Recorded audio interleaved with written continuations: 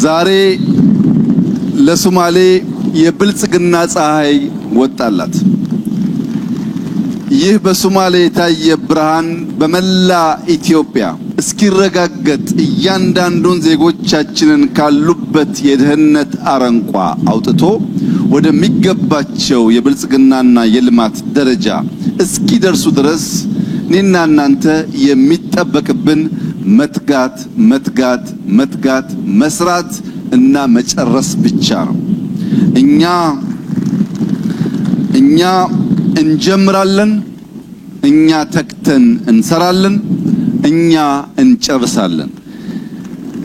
ተክተን ጀምረን እንድንጨርስ ግን ተክተው የሚተቹ ተክተው የሚዋሹ ደግሞ ያስፈልጋሉ። እነሱ ይዋሻሉ፣ እኛ እንሰራለን።